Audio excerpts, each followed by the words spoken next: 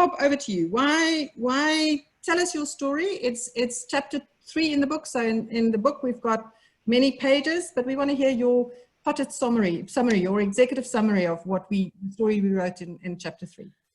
Okay, thank you very much, Louise. It's a pleasure to be here.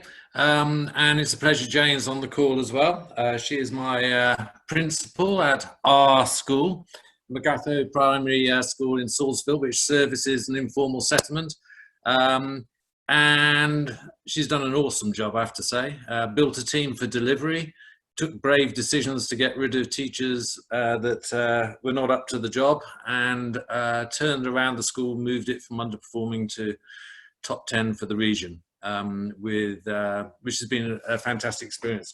I guess if we're going to do a bit of an advert for Partners for Possibility, what I gained out of it, so just as context, I've worked for 40 plus years. I used to be in charge of Old Mutual and Nedbank turnaround, and spent time sorting out SAA. He's trying to get money for SAA, as well as SARS, and so quite a lot of experience in life, but it taught me several things. First of all, and Jane better confirm this, otherwise I'll have to resort to violence. First of all, listening skills, so listen for the problem. The second thing is you don't have any power, so you only have influence, which is a bit of a shame, but anyway, I try my best to influence Jane. Unique and new problems, so it actually improved your problem solving. I'd never come across witchcraft as a particular problem in management before, but we had a few issues that we had to deal with in the early days there.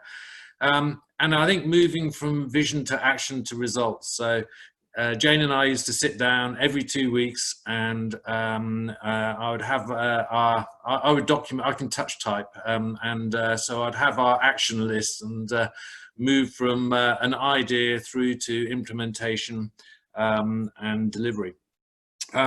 So from an HR point of view, I think it's a great program because it helped develop me. I'm now in my 60s. I can still be developed. I also think there's an opportunity also for businesses to actually build their recruitment pipeline as well. So if you've got a location, just go and infiltrate those schools and spot talent and actually bring it on through. Also, I found actually it's quite useful from a marketing and understanding your market point of view. So SARS used to have a password reset question, which was, what is your favorite holiday location? And in Salisbury and Atteridgeville, there aren't too many people who actually do go on holiday, and you suddenly realize you're asking rather white middle class sort of questions. And then I think also from a corporate social responsibility point of view and triple BEE, so I touch 1,200 people with my involvement. We actually do things based on understanding. Jane always tells the story that we've had about 8 or 9 football strips, but no one at the corporates has ever checked to see whether we've got a football pitch, which we don't have. And so I think it's led to change within the school. We've worked together, we've supported each other, and it's been the most immense amount of fun, and I've enjoyed it hugely. And I think I'll probably stop there, Louise. But you better turn yourself off mute. I see that. So that just gives us a kind of taster. I'm gonna tease this out a bit, and then I'm gonna ask Jane as well, because we've given you a slot of 5 minutes. We want to use that time well. So Bob, you and Jane have been up to some interesting experiences. One has to do with you teaching home and economic sciences, or economic sciences to the grade, I think it was the grade 4s or the grade 6s, the grade 6s or 7s. Do you want to share that story with us? And so this is you and Jane tag teaming using the manual that was given by the Department of Education. Yeah. So the Department of Basic Education. Department of Basic Education gave us it's a very good book, actually, a good economics book. So Jane and I would go along periodically and do a bit of teaching together, except she can teach and I can only lecture. So I appreciated the difference between lecturing and teaching quite rapidly. But in this textbook, it actually said, in chapter 4. The advantages of being an informal trader is you don't pay tax, and the disadvantages of being a formal trader is you do pay tax. And at that time I was working for SARS, so I took a scan of the page, sent it to Previn Gordon and said, next cabinet meeting you might want to take this up with the Department of Basic Education, because I think they're teaching slightly the wrong thing here.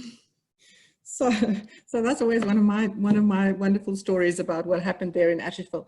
I see Jane has turned her video on. Jane, do you want to talk about just maybe 2 or 3 thoughts from your perspective of having this big pink eye from the UK who works at SARS, who has managed large organizations, then there he is, he's showing up at your school in Asheville, and then Bob, get ready because we are going to ask you to tell the famous Previn Gordon story.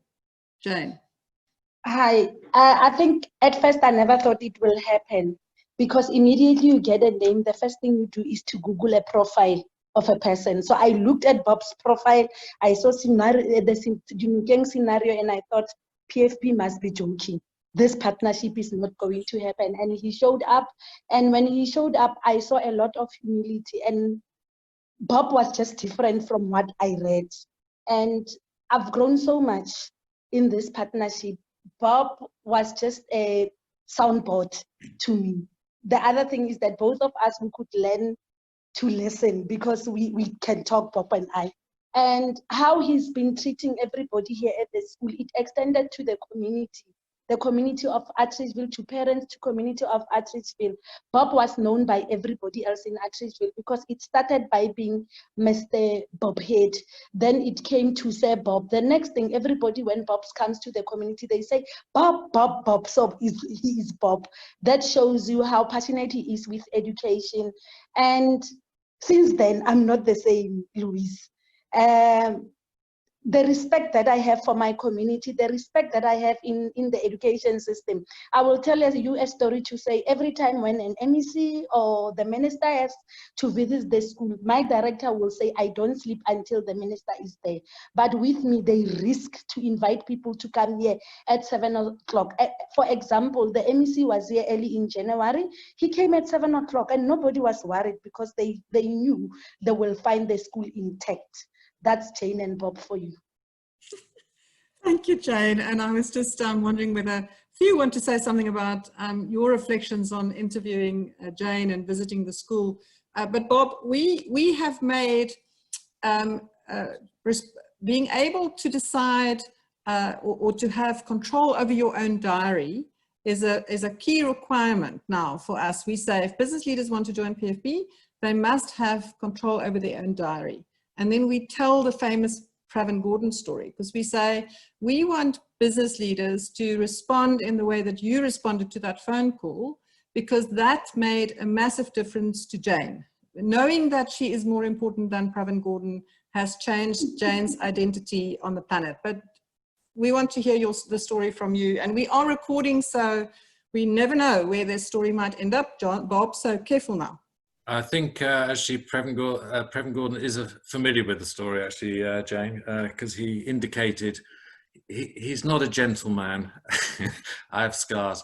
So what happened was I arrived at the school. I literally got one foot out the car and the other foot was still in the car, so I was sort of rotating in my seat, and my phone went, and it was Previn Gordon's office. And the person at the other end of the line says, he wants to see you, and he wants to see you now. So I said, well, I'm out of town at the moment, but I'll probably get to you in about a couple of hours. Now, for those of you who don't know where Salisville is, it's about a half-hour drive to get to Previn Gordon's office.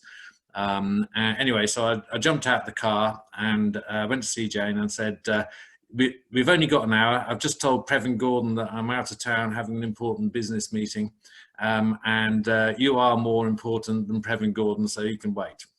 And that was basically it. So, Jane, how did it feel to know that you were more important than Previn Gordon? Unmute, unmute, unmute. Oh, yeah, it's the first thing that I said to everyone. When Bob left, I said, guess what? He chose me over Pravin Gordhan. And they actually said, the Pravin Gordhan we know. I said, yes, the only one.